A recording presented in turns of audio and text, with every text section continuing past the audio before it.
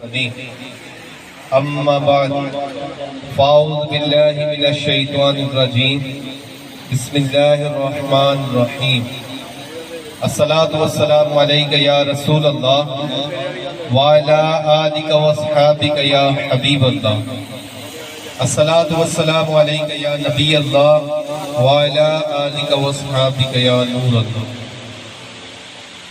سب سے پہلے محمد مشتاق بھائی کو بہت بہت مبارک پیش کرتا ہوں اور ان کے والد صاحب کو بہت زیادہ دل کی عطا گہرائیوں سے مبارک پیش کرتا ہوں کہ جنہوں نے ماشاءاللہ اس پیارے اور اچھے انداز کے ساتھ سنت نکاح کی ترکیب بنائی۔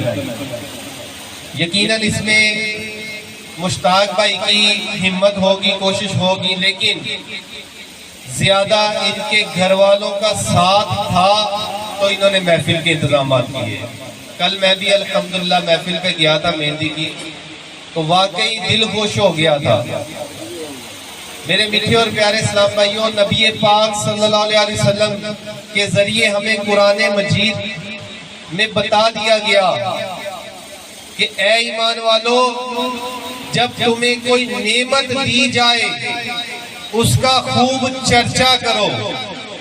نکاح کرنا سنت ہے، یہ نعمت ہے، تو نعمت کا چرچا اس انداز سے کرنا چاہیے کہ جس میں اللہ رسول کی فرما برداری ہو، نہ کہ نافرمانی ہو۔ یہ یقیناً بہت بڑی خوش قسمتی ہے کہ انہوں نے الحمدللہ نکاح جو نبی پاک صلی اللہ علیہ وسلم کی سنت ہے اس نکاح کو شریعت کے مطابق کرنے کی کوشش کی۔ اگر یہ نکاح گانے باجوں سے کیا جاتا تو نکاح تب بھی ہو جانا تھا، لیکن جو سنت یہ چھوٹ جائے گی اور اس کی جو سزا ملے گی، گانے باجوں کی جو جہنم کی سزا ملے گی، اس سزا سے بچ گئے۔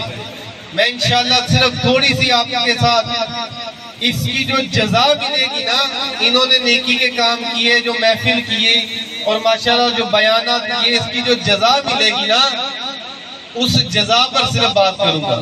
تھوڑی ان کو کم کر دیجیے گا تاکہ بات سمجھ میں آئے۔ میرے میٹھے اور پیارے اسلام بھائیوں، نیک کام کرنے کی جزا جو اللہ تبارک و تعالیٰ نے ہمیں عطا فرمانی ہے اپنی رحمت کے ساتھ، وہ جنت ہے۔ مشتاق بھائی، وہ جنت ہے۔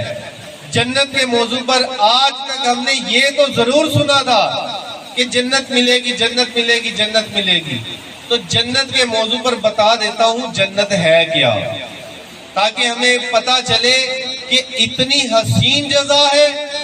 ہم بھی اپنے گھر کے معاملات جو بھی ہے وہ قرآن اور حدیث کی روشنی میں کریں گے۔ میٹھے اور پیارے اسلام بھائیوں، یہ یاد رکھیے گا کہ جنت کے اندر جو بھی شخص جائے گا، جو بھی شخص جنت کے اندر جائے گا، نہ وہ بوڑھا ہوگا نہ وہ بچپن میں ہوگا، وہ جوان ہوگا۔ اور آپ کو پتا ہے کہ جنت کے اندر ہمارا قد، ہمارا جسم کتنا ہوگا، اس پر غور کیجئے گا۔ علماء کرام فرماتے ہیں یہ انگلیوں سے لے کر کونی سمیت یہ ایک ہاتھ شریعت میں کہا جاتا ہے۔ ہاتھ جو ہوتا ہے نا، عموماً ہم لوگ اس کو کہتے ہیں، لیکن ہاتھ انگلیوں سے لے کر کونی سمیت یہ ہاتھ ہے۔ تو علماء کرام فرماتے ہیں کہ 40 ہاتھ ہماری چوڑائی ہوگی، 40 ہاتھ ہماری چوڑائی ہوگی اور 60 ہاتھ ہماری لمبائی ہوگی۔ اس کو یوں سمجھے کہ جس طرح ہمارے باپ حضرت آدم علیہ نبینا علیہ السلام کا جتنا قد تھا نا، اتنا قد ہمارا ہوگا۔ اور جنت میں جو سب سے کم جنتی ہوگا اس کو پتہ ہے کیا جزا ملے گی، کتنی جگہ ملے گی؟ میرے شیخ طریقت بانی دعوت اسلامی حضرت مولانا محمد الیاس عطار قادری صاحب فرماتے ہیں کہ اگر سب سے کم جنتی تمام جنتیوں کی اپنی جگہ کے اندر دعوت کرے اس کی سارے جنتی اس کی جگہ کے اندر سما جائیں گے، اتنی جگہ ہوگی۔ یعنی ایک شخص کی ہاتھ کی چڑھائی لمبائی ہے جو جسم کی ہوگی 60-40 ہاتھ ہوگا، لیکن سب سے کم جنتی کا عالم یہ ہوگا کہ اس کی جگہ کے اندر سارے جنتی سما جائیں گے۔ اس قدر اللہ تبارک و تعالی جنت کے اندر نعمتیں عطا فرمائے گا۔ جب جنتی بیٹھا ہوگا، یہ ان کے لیے جنہوں نے دنیا میں اچھے کام کیے۔ جب جنتی جنت کے اندر بیٹھا ہوگا، اوپر سے پرندہ گزرے گا، دل میں خواہش ظاہر ہوگی، کاش یہ پرندہ بنا ہوا مجھے مل جائے، میں کھاؤں۔ ابھی یہ بات زبان پر نہیں آئے گی، دل میں خواہش ہوگی۔ جیسے ہی دل میں بندہ خواہش کرے گا، وہ پرندہ وہیں سے گرنا شروع ہو جائے گا، گرتے گرتے خود ہی ذبح ہو جائے گا، خود ہی پر اس کے الگ ہو جائیں گے، یہاں تک وہاں سے گرتے گرتے خود بخود بن جائے گا۔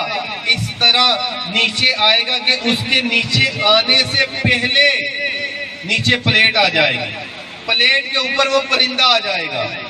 وہ جنتی اس پرندے کو کھائے گا، کھانے کے بعد ہڈیاں سائیڈ پہ رکھے گا، اور ایک دم دل میں بات آئے گی، یار اچھا خاصا یہ پرندہ جا رہا تھا، ایسے ہی کھا لیا میں نے۔ ابھی دل میں خواہش آئے گی، یہ بات دل میں، زبان پر نہیں آئے گی۔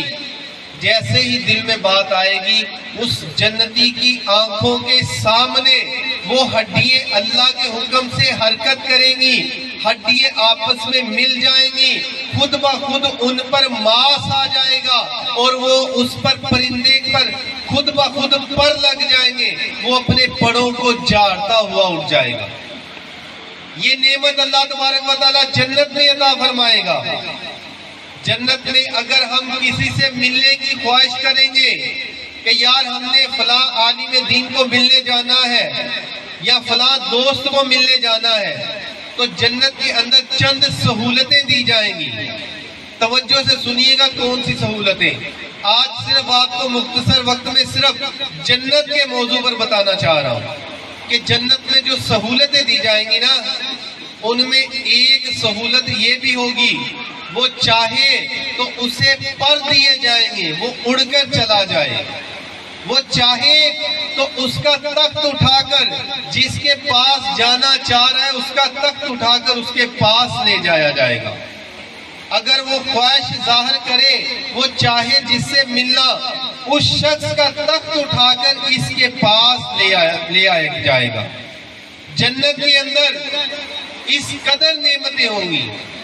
آج داڑھی رکھنا سنت ہے، دل کے کانوں سے سنیے، شاید آپ نے پہلے بھی سنا ہوگا یہ باتیں، لیکن پھر بھی سنیں، انشاءاللہ سرور آئے گا۔ داڑھی رکھنا سنت ہے نا، دنیا میں سنت ہے، لیکن داڑھی رکھنا دنیا میں سنت ہے، جنت میں کسی کی داڑھی نہیں ہوگی، سب بغیر داڑھی ہوں گے۔ یہاں تک کہ ہمارے آقا نبی پاک صلی اللہ علیہ وسلم کی بھی جنت میں داڑھی نہیں ہوگی۔ کچھ چیزیں ہم پر دنیا میں لاگو کی گئی ہیں، جنت کے اندر وہ چیزیں لاگو نہیں ہوں گی۔ جنت کے اندر پورے جسم میں صرف وہی بال ہوں گے جو خوبصورتی کی وجہ سے ہوتے ہیں، ورنہ پورے جسم پہ، ہمارے جسم پہ کوئی بال نہیں ہوگا۔ اس قدر اللہ تبارک و تعالیٰ اپنے انعام فرمائے گا۔ حضرت موسیٰ کلیم اللہ علیہ نبینا علیہ السلام نے پوچھا کہ اے مولا، جو جنت میں تو سب سے بہترین جزا دے گا وہ کیا ہے اور کن کو ملے گی؟ ان جزا کے بارے میں فرمایا گیا کہ وہ کسی کے دل میں خواہش بھی، کسی کے دل میں خیال بھی نہ گزرا، نہ کسی آنکھ نے ان کو دیکھا۔ ایسی نعمتیں ہوں گی جنت کے اندر۔ جنت کے اندر کئی طرح کی نہریں ہوں گی۔ وہ نہریں ایسے نہیں ہوں گی جیسے زمین کھود کر نکالی جاتی ہیں، وہ نہریں زمین کے اوپر چلیں گی۔ دودھ کی نہر ہوگی، پانی کی نہر ہوگی، شراب کی نہر ہوگی۔ شراب وہ نہیں جو یہاں دنیا میں ناپاک اور پلید اور حرام شراب ہے، وہ شراب نہیں ہوگی۔ اصل میں شراب کہتے کس کو ہے یہ سن لیں. شربت پیے نا آپ نے کبھی؟ پیے یا نہیں پیے؟ ہاں نام ہے تو بتا دیجئے گا. پیے ماشاءاللہ. جو شربت میں جمع ہوتا ہے نا سب سے لذیذ شربت، چند شربتوں کو ملایا جائے تو وہ ان کا مجموعہ ہو جاتا ہے. شربت کا مجموعہ کیا جائے تو وہ انتہائی لذیذ ایک چیز تیار ہوتی ہے، اسے شراب کہتے ہیں. یہ گندی شراب کی بات نہیں ہو رہی، یہ یاد رکھیے گا، جو پاکیزہ شراب. تو اس طرح کے دنیا میں جتنے بھی شربت ہے ان سب سے اچھی جو چیز ہوگی وہ جنت کے اندر شراب ہوگی. تو وہ شراب پی جائے گی جس کے ساتھ نہ نشہ آئے گا نہ ہماری عقل ضائع ہوگی، بلکہ الحمدللہ پینے والے کے منہ میں خوشبو داخل ہوگی. اور دنیا میں ہم کھاتے ہیں، کھانا کھاتے ہیں، پانی پیتے ہیں، جس طرح ہم دنیا میں کھا پی رہے ہوں گے نا اس طرح جنت میں بھی کھائیں پیئیں گے. لیکن دنیا میں کھانے پینے کے بعد ہمیں رفع حاجت کی حاجت ہوتی ہے، واش روم میں جانے کی حاجت ہوتی ہے. یہ سنیں جنت کے اندر کیا نظام ہوگا. جنت کے اندر جب ہمیں رفع حاجت ہوگی ہمیں ایک ڈکار آئے گا، منہ سے خوشبو نکلے گی، جو کچھ کھایا سب سارے کا سارا ہضم ہو جائے گا. یعنی جنت میں نہ پیشاب نہ پخانہ، وہ پاکیزہ جنت.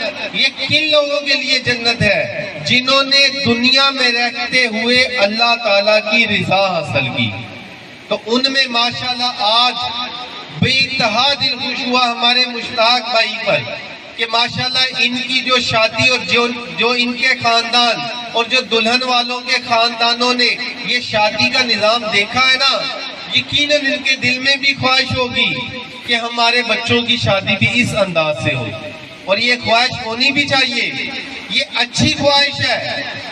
اگر ہم اچھی سوچ رکھیں گے تو انشاءاللہ اچھائی پر چل سکیں گے، اور اگر ہماری بری سوچ ہوگی تو ہم برائی کی طرف چل پڑیں گے.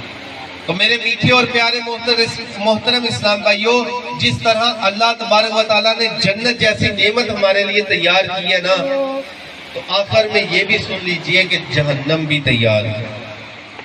اگر ہم گناہ کریں گے نا تو جہنم کے حقدار بن جائیں گے. دنیا میں اگر صبر نہیں کریں گے نا، شکر نہیں کریں گے نا تو جہنم کے حقدار ہو جائیں گے. تو کہیں ایسا نہ ہو کہ ہمیں دنیا اور آخرت میں جہنم کے حقدار کر دیا جائے. اگر جنت میں جانا چاہتے ہیں تو میں آپ کو ایک بہترین مشورہ دیتا ہوں، اپنے گھروں کے اندر دعوت اسلامی کا مدنی چینل چلائیں. مدنی چینل وہ چینل ہے جو 100% اسلامی چینل ہے. اس میں آپ کو کوئی عورت نظر نہیں آئے گی، کسی قسم کی کوئی ایڈ نظر نہیں آئے گی، کوئی میوزک نہیں ہوگا، کوئی بے حیائی نہیں ہوگی. اگر مدنی چینل چلے گا تو گھر کے اندر اسلامی ماحول بنے گا. ایک گھر تھا، بڑی عبرتناک بات ہے، یہ توجہ سے سن لیجیے. ایک گھر کے اندر انڈیا کا کچھ ڈراموں کے چینل دیکھے جاتے تھے. اس کے اندر ایک ایسا ڈرامہ چل رہا تھا جس کی کہانی کچھ اس طرح کی تھی کہ ایک چھوٹی بچی تھی جس کے بارے میں پتہ نہیں چل رہا تھا کہ اس کی ماں کون ہے، باپ کون ہے. اس طرح کی انہوں نے کہانی بنائی ہوئی تھی. جس گھر کے اندر یہ روٹین سے ڈرامہ دیکھا جا رہا تھا نا، اس گھر کے اندر ایک مرتبہ ایسا ہوا کہ اس کی ماں نے اپنی بیٹی کو کسی معاملے میں جھاڑ دیا. ہم بھی جھاڑ دیتے اپنے بچوں کو، بیٹی اپنی کو جھاڑ دیا. اب اس گھر میں روٹین سے وہ انڈیا کا ڈرامہ دیکھا جاتا تھا. اس چھوٹی بچی نے کیا کیا، اس نے اپنے بڑے بھائی کا گریبان پکڑا اور کہنے لگا کہ مجھے نہیں پتا، مجھے بتاؤ کہ ہمارے اصلی ماں باپ کون ہیں. یہ کیا سوچ ہے، یہ ڈراموں فلموں سے سوچ ملی. تو اگر مدنی چینل چلے گا تو انشاءاللہ اچھی سوچ بنے گی. میں آپ سے عرض کرتا ہوں کہ اپنے گھروں کے اندر مدنی چینل چلائیں. اللہ تبارک و تعالیٰ آپ کے اور ہمارے علم میں اضافہ فرمائے. اور آخر میں انشاءاللہ عزوجل یہ عرض کر دیتا ہوں کہ ماشاءاللہ یہ عباس بھائی نے مجھے بتایا تھا، یہ ہماری یہاں مسجد تعمیر ہو رہی ہے، اس میں بھی ماشاءاللہ ہمارے مشتاق بھائی نے بڑا تعاون کیا تھا عملی طور پر. یہ ایک رات کے اندر ماشاءاللہ انہوں نے محلے والوں نے مسجد تعمیر کی اور ماشاءاللہ مشتاق بھائی نے ماشاءاللہ ساتھ دیا تھا. یہ یقیناً اللہ تبارک و تعالیٰ کی پسندی کے کام ہے.